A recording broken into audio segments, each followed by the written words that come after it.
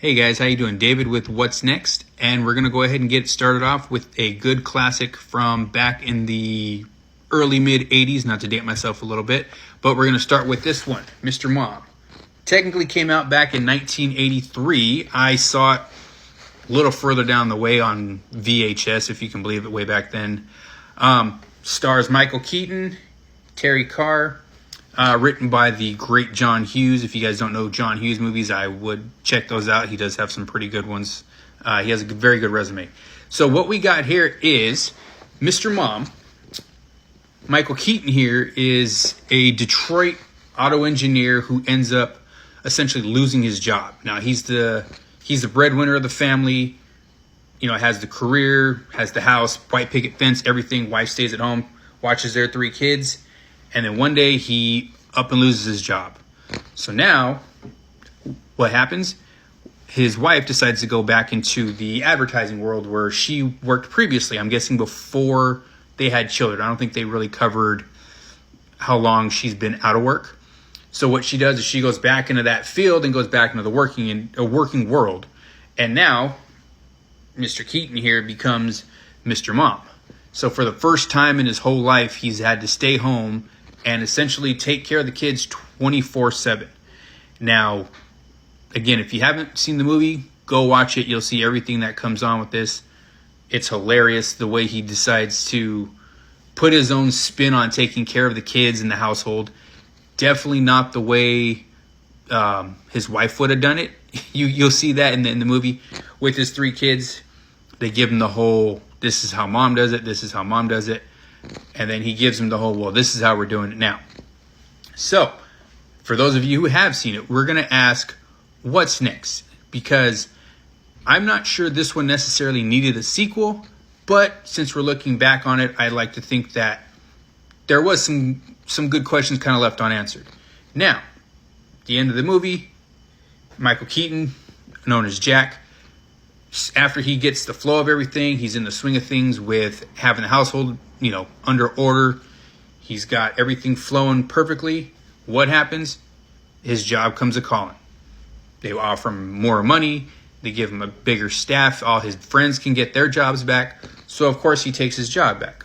So, what I wanted to ask about Jack's character is, essentially, does he go back to work? Is he conflicted because now he's gotten to spend all this time home with his 2 sons and his daughter? Does he feel bad about leaving them alone? He's gotten in this daily routine with them.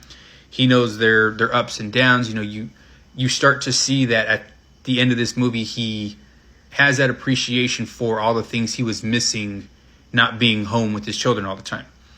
So I always just wonder, does he really go back to work, even though he said he was, or does he just decide to stay home because, he likes being with his children now?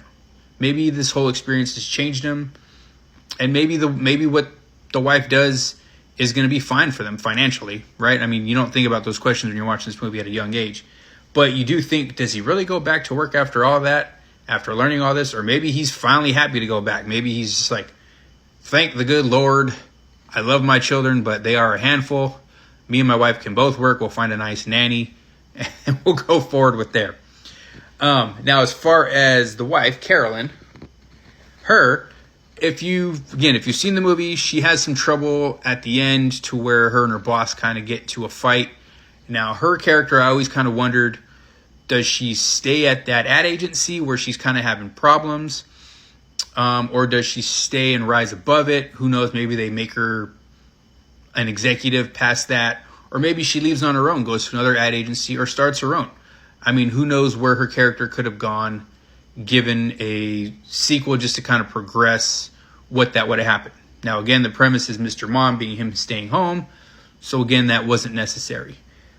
But I did also wonder if you guys know the character Ron. And Ron was the boss of Carolyn. Kind of was always a little at odds with Jack because he was the rich, suave guy who was his wife's boss, but always kind of nudged Jack along because, Jack's younger, better looking. But, Ron's the rich guy and owns this company, so he's a little intimidated by Jack, but so he throws his weight around a little bit. So with Ron, I always wondered, does he kind of get what he deserves in the end? Like, does he get let go from his company? Does it impact him negatively in any way, because he is kind of mean to Carolyn at the end of the movie?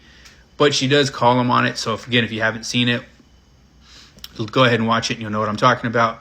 But if you have seen it, I've always kind of wondered what happens to his character. Does he pay for that in a certain way? Does he lose control of his company? Or does he just kind of back down and give Carolyn what she needs? Because at the end, she does give him that big tuna account, if you know what I'm talking about. So yeah, those are all the questions I had on this one. If you guys have anything else or think of anything else related to this movie, please let me know. Put them down in the comments. Shoot me a DM. I can always do a follow-up to this if there's something I missed. I know there's other secondary characters that were all through the movie. The ladies that join Jack, in the fact that, because he joins the stay-at-home moms group or the single moms group, they're all hilarious. So if you have any questions on what you think or let me know what you think would have done with them. There was a secondary character named Joan who was kind of like the neighborhood flirt, always flirted with Jack.